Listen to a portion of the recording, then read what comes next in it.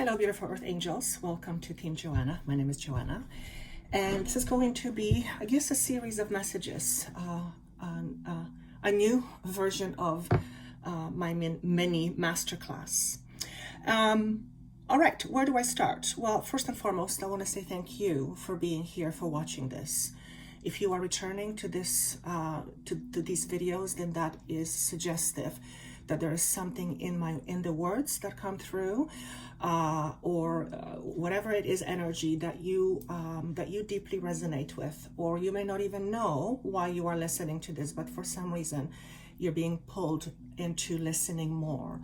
And that's because on an energetic level, your energetic body is recognizing something that I say, although it may not be totally conscious.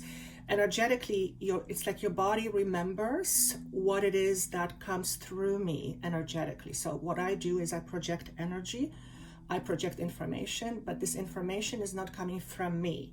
It is coming through me. So Joanna, myself, I am a vehicle. And today, I feel like there is this woof of energy that wants to push through me. I've never quite had a feeling quite like this. It is somewhat similar to being anxious, but I'm asking, why am I explaining this to you?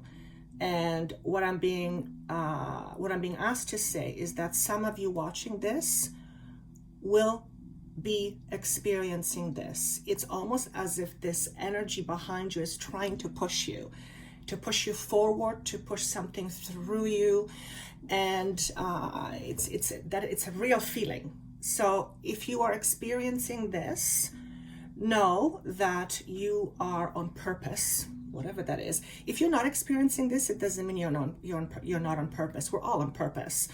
But if you have this feeling that's trying to go through you, to project through you, then you are in a space where something creative wants to come out of you. And the message is, let it happen. Interestingly enough, I wasn't planning on giving you this message, so this is purely coming in as we speak. So I want to say we're live. So that's one message for some of you. By the way, I'm being asked to remember many things that I can't remember. And one of those things is that there is a Team Joanna private Facebook. If you would like to join, then I think it's called Joanna the Healer on Facebook. And if you're watching this on YouTube, then there's a link underneath. Anyway, getting back to today's subject, which is about self-wealth. When I was working with a client last week, and I was channeling information for my client, what came through was the phrase self-wealth. And I found that to be very interesting, because we don't often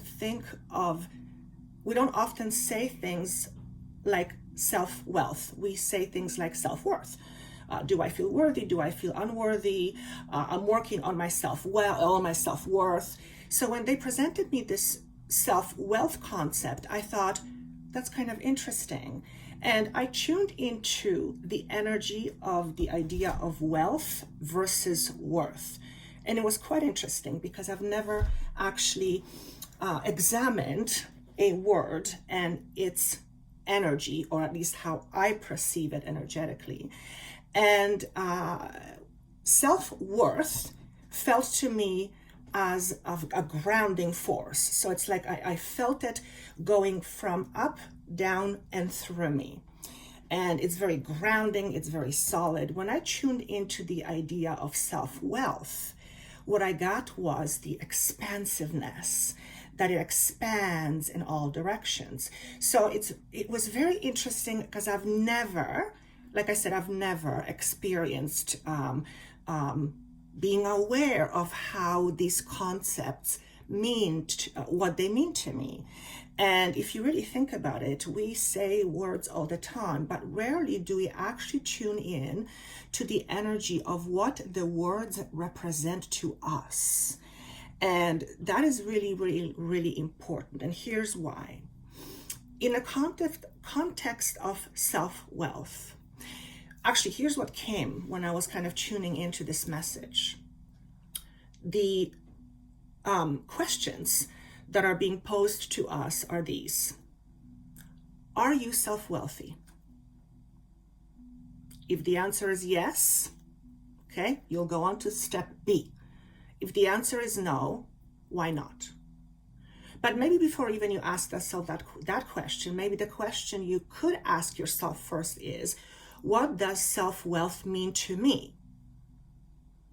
Because if self-wealth means something negative to you, then, well, I guess that in itself is an interesting subject to study. But the idea of self-wealth, if you were to describe to somebody what self-wealth means to you, what would that be to you? And then tune into the word or the meaning and see if you can describe its energy.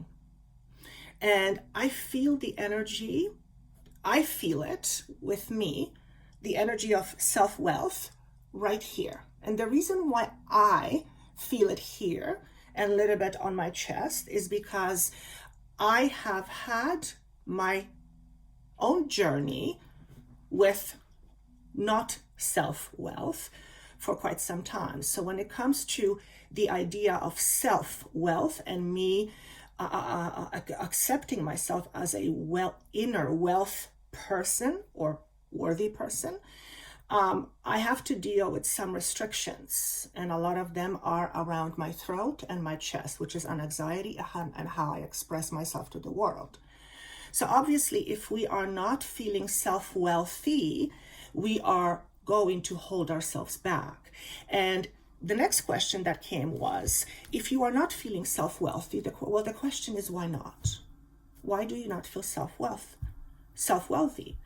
And the other question is, who or what decides your self-wealth?